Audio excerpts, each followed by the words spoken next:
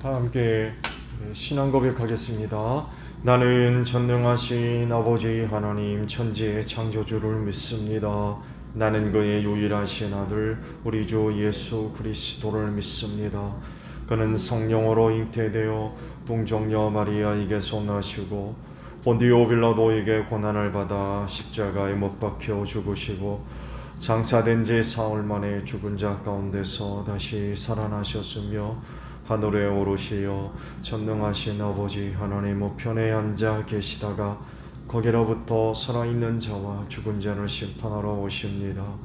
나는 성령을 믿으며 거룩한 공교회와 성도의 교제와 죄를 용서받는 것과 몸의 부활과 영생을 믿습니다.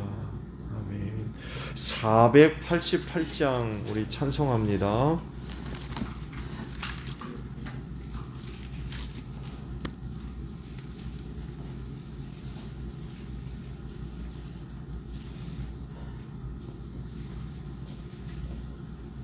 488장입니다. 이 몸의 소망 무언가 우리 주 예수뿐일세. 우리 주 예수 밖에는 믿으리 아주 없도다. 주 나의 반석이시니 그 위에 내가 서리라. 그 위에 내가 서리라.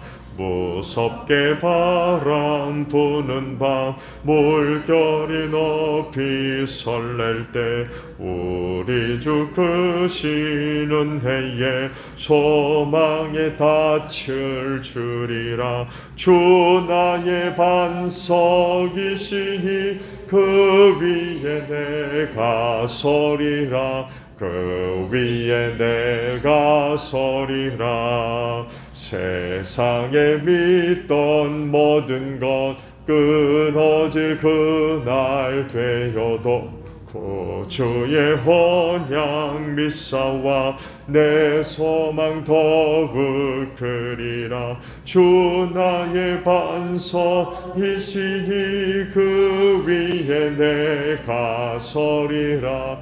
그 위에 내가 서리라. 바라던 천국 올라가 하나님 앞에 배울 때 구주의 의를 힘입어 여시 바로 서리라. 주 나의 반석이시니 그 위에 내가 서리라. 그 위에 내가 서리라. 자, 말씀을 우리 봅니다. 마태복음 21장이에요. 33절에서 46절까지입니다.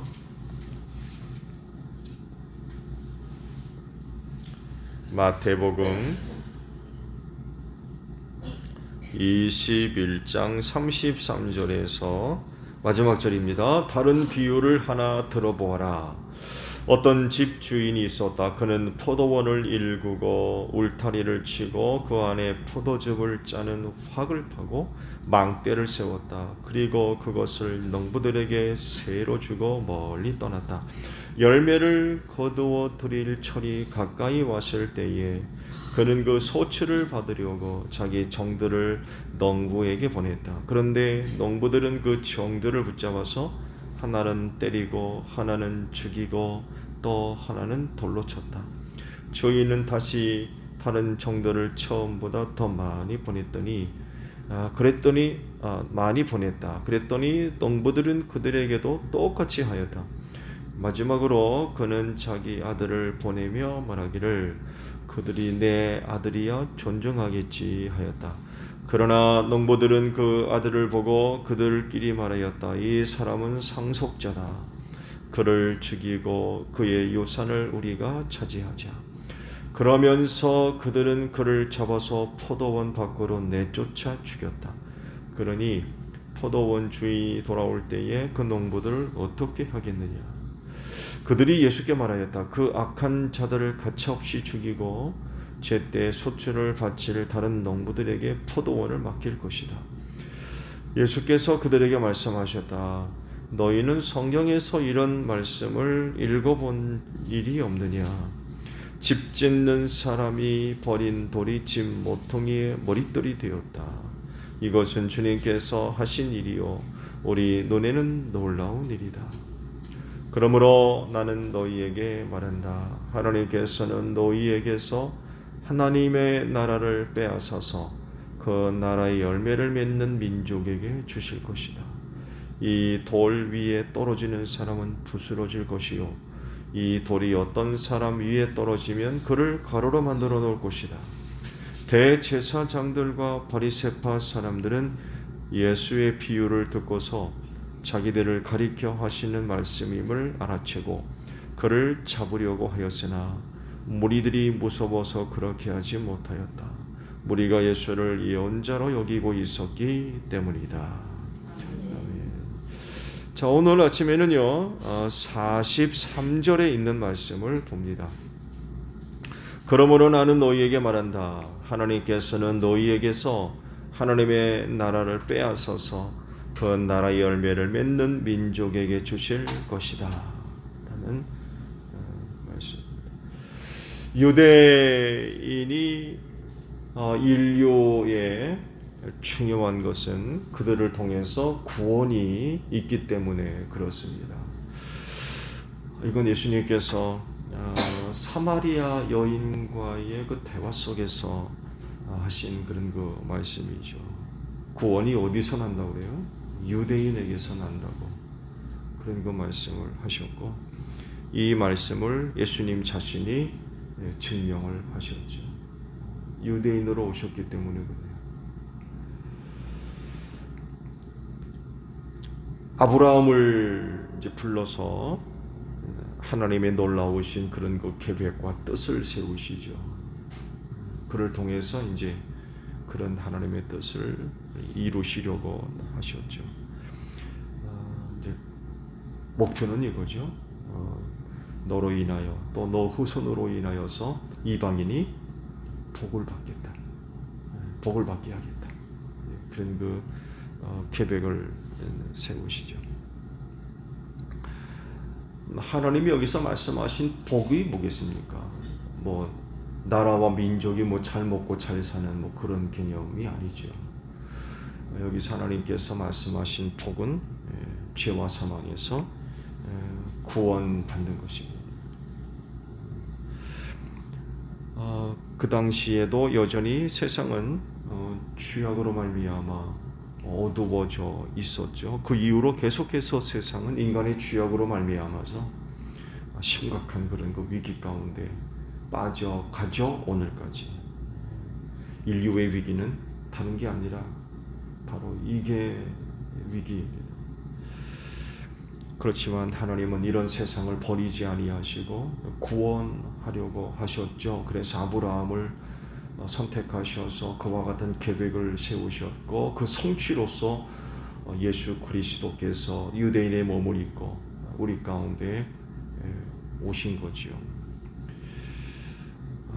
그 이후로 하나님의 그런 그 계획이 한 번도 어긋난 적이 없죠. 내가 너를 복주고 창대케 해서 이방인이 복을 받도록 하겠다. 복 받게 하겠다라고 하신 그런 그 계획들이 한 번도 어긋난 적이 없습니다. 뒤틀린 적도 없고 많은 위기가 있었죠. 많은 위기가 있었습니다. 그렇지만 하나님의 그런 그 계획들이 뭐 취소되거나 포기되거나 중단되는 그런 일은 없었죠. 만약에 그렇게 됐다면 예수께서 유대인의 몸을 입으시고 오지를 못하셨겠지요.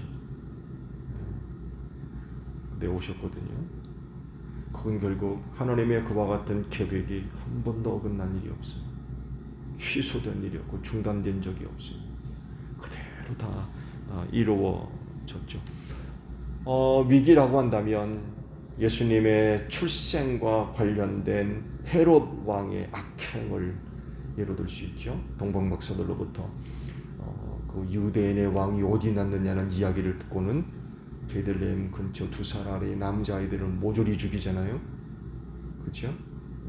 그때 이제 주의 천사가 나타나서 아내와 아이를 데리고 내려가라. 구사의 생으로 살아났죠. 이게 아마 좋은 예가 될 것입니다.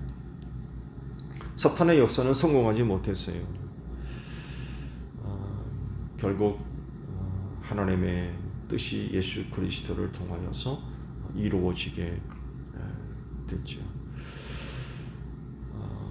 그리고 이 예수님이 바로 혈통적으로 아브라함의 자손 유대인이시죠. 그래서 구원이 유대인에게서 난다라고 하는 것을 예수께서 확인시켜 주셨어요. 그분 자신이 바로 이 말씀의 성취가 되셨고 산 증인이고 확증이 되셨습니다.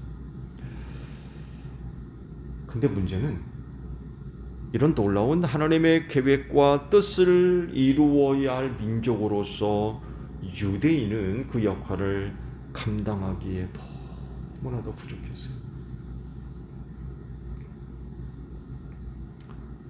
일단 믿음이 없어요. 그래서 그러잖아요.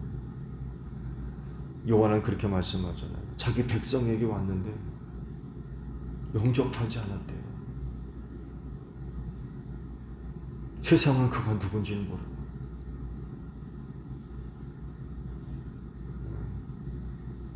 그리고 지금까지 우리가 말씀을 쭉 봐왔습니다만에도 예수님에 대한 유대인들의 전반적인 그런 그 태도나 반응들을 보게 되면 긍정적이지를 못해요. 물론 예수를 믿고 따르던 제자들을 비롯해서 사람들이 있긴 있었어요. 그렇지만 전체적으로 유대 민족이 예수님에 대해서 보였던 그런 반응과 태도들을 보게 되면 그렇지를 못해요.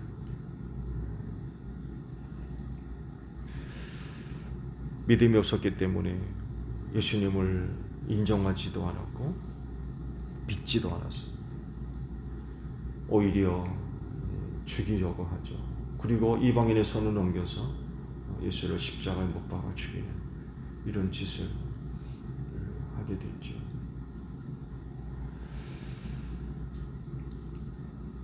그 결과가 뭘까요?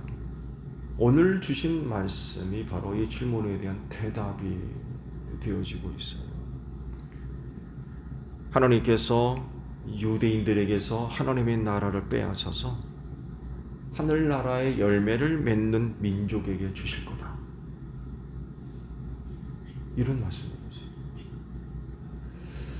앞서 말씀을 드린 대로 하나님의 구속사를 이루어 나아가야 할 민족으로서 중요한 그런 그 사명과 역할들이 그들에게 주어졌지만 감당하지를 못하거든요.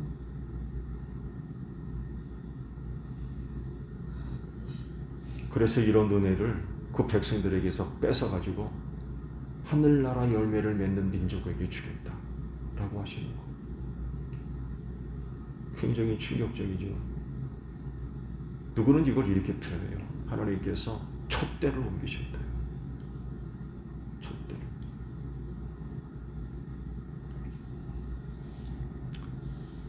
그러면 유대인에게 주어졌던 하늘나라를 빼앗아서 그 열매를 맺는 다른 민족에게 그걸 주겠다고 그러셨는데 그 민족은 어딜까요?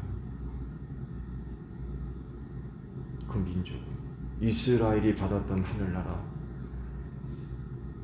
그걸 받을 민족 혹은 받을 민족. 이런 말씀을 하셨기 때문에 거짓은 아니죠. 틀림없이 그렇게 하시는데 그럼 하늘나라를 받을 자격 있는 나라와 민족이 어디겠습니까? 근데요, 잊지 말아야 될 것은 하나님께서 유대인들에게서 하늘나라를 빼앗아서 그 열매를 맺는 다른 민족에게 주겠다고 그러셨지만 이스라엘을 버리지 않으신다는 거예요. 설사 이렇게 하신다 할지라도 하나님은 결코 그들을 버리지 아니하실 거라는 것입니다. 왜냐하면 선택하셨기 때문에 그래요. 택하신 백성이기 때문에 버리지 않으시고, 이걸 두고 사도 바울은 그런 말씀하잖아요. 때가 이르러서 마지막 때가 이르면 하나님께서 그들을 회복시켜 줄 거라고 그랬어요.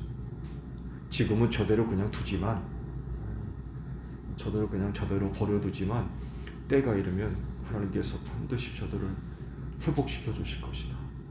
이런 말씀을 하시고 있거든요.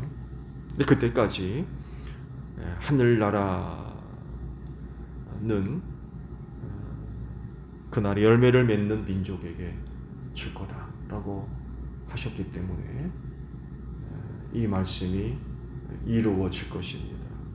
근데 중요한, 그러면 그 나라와 민족이 어디냐는 거예요. 그 나라와 민족이 어디냐. 예수님께서 제자들에게 하신 그 말씀 중에 처음에 부르실 때 그러잖아요. 내가 너희를 사람 낚는 어부 되게 하겠다. 그렇게 하시면서 그들을 불러오셨죠. 나를 따르라. 그리고 때가 이르러 주님은 이런 거 말씀하셨죠. 너희가 성령을 받으면 유대와 사마리아와 땅끝까지 이르러서 내 증인이 될 거다. 이런 말씀을 하셨죠. 그래서 이 말씀대로 성령을 받은 제자들이 복음을 들고 땅끝까지 나아가서 복음을 전하면서 정말 온 세상에 복음이 퍼지게 되었죠. 그러면서 수많은 나라와 민족이 복음을 듣게 됐어요. 여전히 소수민족을 계산한다면 복음 듣지 못한 곳들이 많이 있다고 하는데, 여하간 복음이 정말 세상에 넓게 퍼짐으로 인하여서 많은 나라와 민족이 그 복음을 듣게 되었습니다. 그렇다고 하면 그들 중에 하늘나라의 열매를 맺는 나라와 민족이 있나요?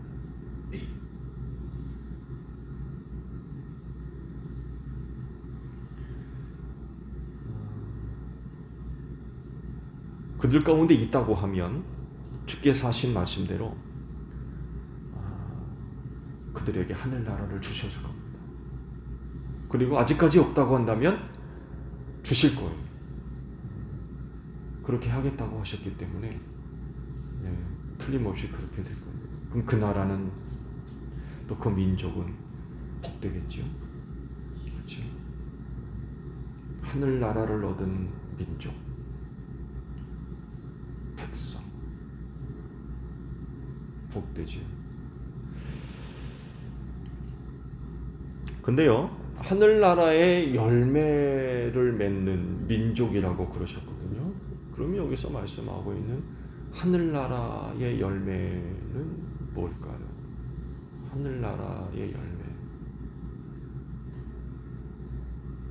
그 힌트를 주시는 말씀이 한 곳 있어요. 로마서 14장 17절에 그 말씀이 기록되어져 있죠. 음식 규정에 대한 말씀을 하시면서 사도 바울을 통하여서 이런 거 말씀을 하셨죠. 하나님의 나라는 먹는 일과 마시는 일이 아니라 성령 안에서 누리는 의와 평화와 기쁨이다 라고 말씀하셨어요. 성령 안에서 누리는 하늘나라, 의와 평화와 기쁨이다.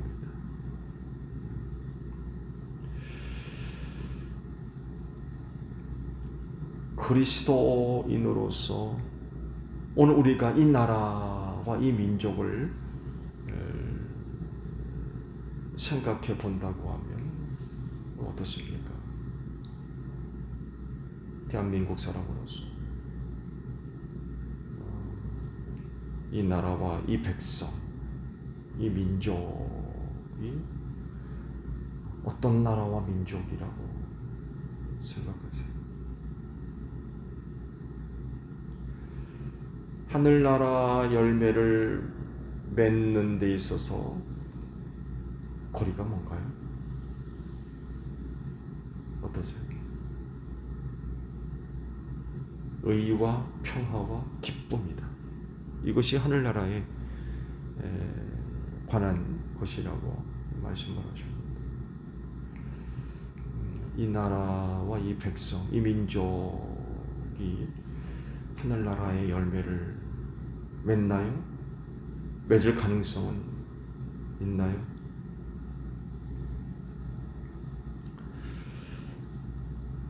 이 답은 우리 한국 교회와 그리스도인들에게 달려 있다고 봅니다.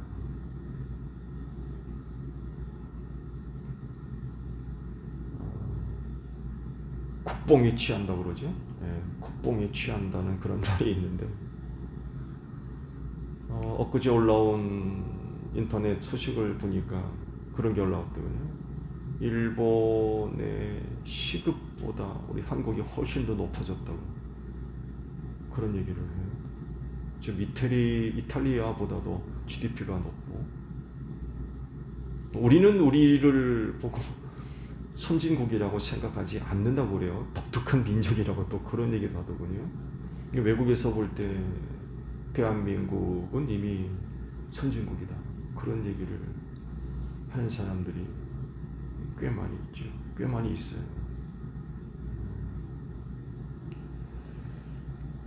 이 나라와 이 민족을 판단할 때에 경제력이 어떠냐, 경제력이 어떠냐, 누구는 국방력은 어떠냐,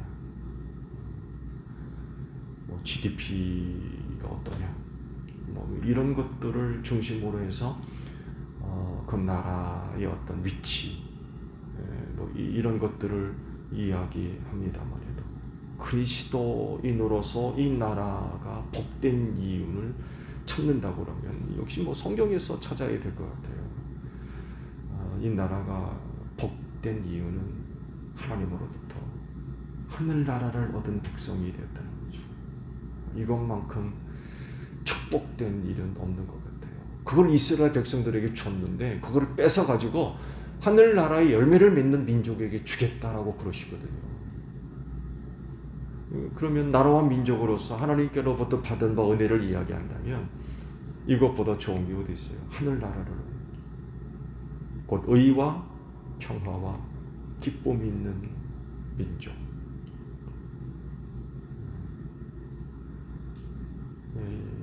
이런 모습이 있다고 한다면 그 나라와 민족이 참 복된 나라와 민족이 아닌가. 여러분 생각해 볼 때는 어떠십니까?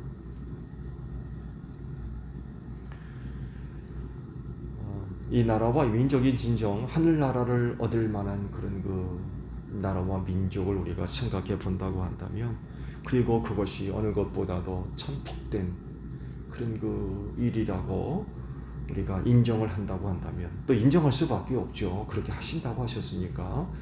그럼 우리가 이 말씀을 믿고 이 나라와 이 민족이 하나님으로부터 그 나라를 얻는 이런 축복을 얻는다면 얼마나 참 복되겠어요.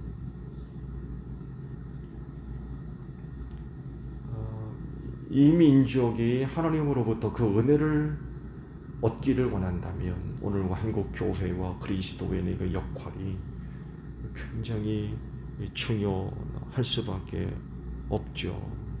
먼저 부름을 받았잖아요. 그리고 성령을 받은 사람들입니다. 그런 가운데 복음을 전하며, 그래서 이 땅에 의와 평화와 기쁨이 넘치는, 정말 하늘나라가 이루어지는 그런 곳으로 만들어 가야 할 역할들이 우리 한국 교회와 그리스도인들에게 주어져 있다는 것입니다. 그렇진데 여러분도 아마 이 나라와 이 민족을 위해서 많은 기도들을 하고 계실 겁니다. 그렇다고 한다면 이런 약속의 말씀이 오늘 우리에게 이루어지기를 원합니다 라는 기도도 드려볼 수 있겠죠. 그렇죠? 이렇게 하시겠다고 하셨기 때문에. 그렇다고 한다면 이 일을 위해서 우리 한국 교회와 그리스도인들의 역할이 굉장히 중요한 것 같아요. 굉장히 중요해요. 내가 먼저 성령을 받아야 돼. 왜? 성령 안에서 하늘나라에서 이루어질 일들이 있을 거라고 하셨기 때문에 그래요. 성령 충만한 가운데 내가 먼저 의를 이루고 평화를 누리며 뭐가 있어요? 기쁨이 있는 이런 그 삶의 모습들이 곧 하늘나라에 가서 누릴 그런 그 은혜들을 우리가 맛보는 이런 그 삶의 모습들이 이루어져야 되지 않을까 그런 것 생각들을 해봅니다.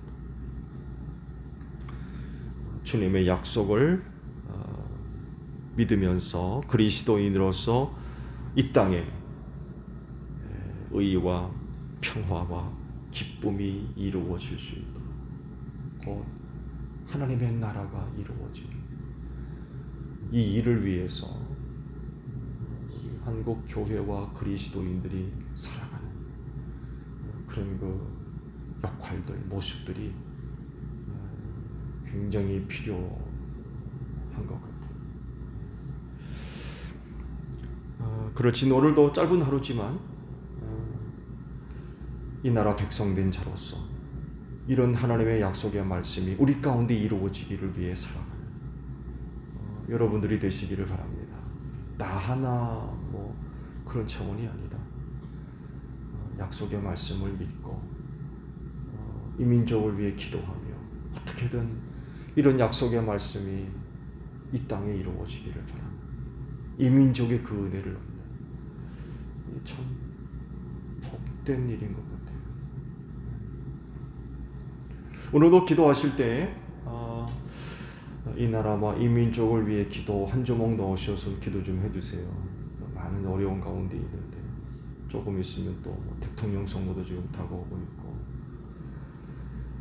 우려하는 목소리들이 참 많이 지금 나오고 있는데 이런 그 어려운 상황 가운데 하나님 이 민족을 사랑해 주셔서 예수를 통하여 약속하신 말씀대로 오늘 이 땅에 이 민족에게 그 은혜를 허락해달라고